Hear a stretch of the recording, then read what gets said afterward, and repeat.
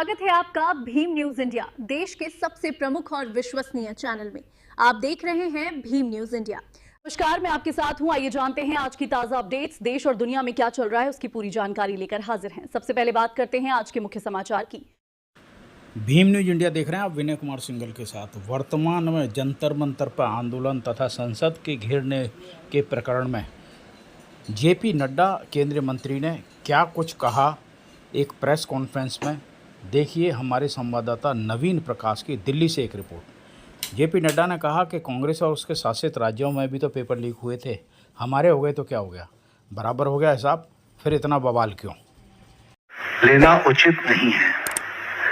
यह एक गहन समस्या है और इस समस्या का गहनता के साथ चर्चा होने की आवश्यकता रहती है। मैं यहाँ यह भी कहना चाहता हूँ कि आज शाम को 4 बजे भारत की संसद में विपक्ष के नेता श्रीमान राहुल गांधी जी ने एक प्रस्तुतिकरण दिया और उस प्रस्तुतिकरण में उन्होंने लगभग 150 पेपर लीक के बारे में उन्होंने चर्चा की।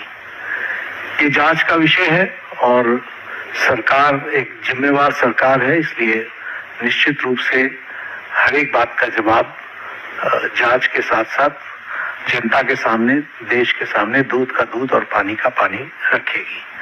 लेकिन मैं ये जरूर कहना चाहता हूं कि जो सरसरी तौर पर मुझे ध्यान में आया है, जो मैंने पेन डाउन किया है, वो आपके साथ में जरूर चर्चा करूंगा। अगर मैं बात करूं जम्मू कश्मीर में सर्विस सिलेक्शन बोर्ड के एग्जामिनेशन में पेपर लीक हुआ, जहां पर कांग्रेस और एनसी की सरकार है, नेशनल कॉन्फ्रेंस की। उसी तरीके से Himachal Pradesh school examination board में उसमें पेपर लीक हुआ, जहां कांग्रेस की सरकार है।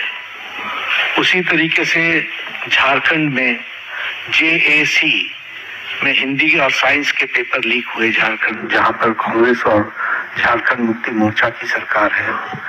तेलंगाना में वहां पर इंटरमीडिएट के लैंग्वेज के पेपर लीक हुआ और वहां पर भी हमको मालूम है कि कांग्रेस और सीपीआई की सपोर्टेड सरकार है। तेलंगाना में एसएससी में लैंग्वेज के पेपर लीक हुआ और वहां भी तेलंगाना में कांग्रेस पार्टी और सीपीआई की सपोर्टेड सरकार है।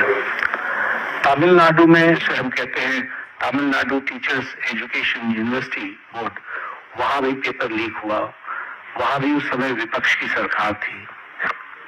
वेस्ट बंगाल में पुलिस कांस्टेबल का रिक्रूटमेंट एग्जाम पेपर लीक हुआ, वहां उस समय टीएमसी की सरकार थी। पंजाब में Punjab subordinates service selection board, इसमें ग्रुप बी के एग्जामिनेशन में इसमें भी पेपर लीक हुआ और मैल प्रैक्टिसेस भी हुए हैं।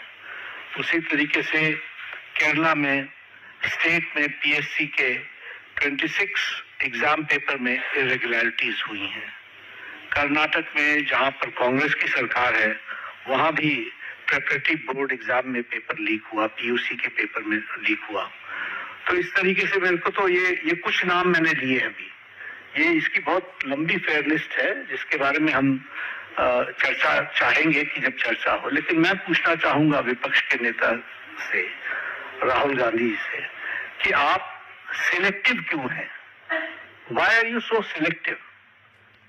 आपने यूपीए के सपोर्टेड सरकारों को, जिसे हम इंडी गठबंधन कहते हैं, इंडी अलायंस कहते हैं, उनकी गवर्नमेंट्स के बारे में आपने क्यों नहीं चर्चा की? यदि हमारी रिपोर्ट आपको अच्छी लगे तो प्लीज़ हमारे चैनल को सब्सक्राइब कर कमेंट्स जरूर करें, शेयर करें।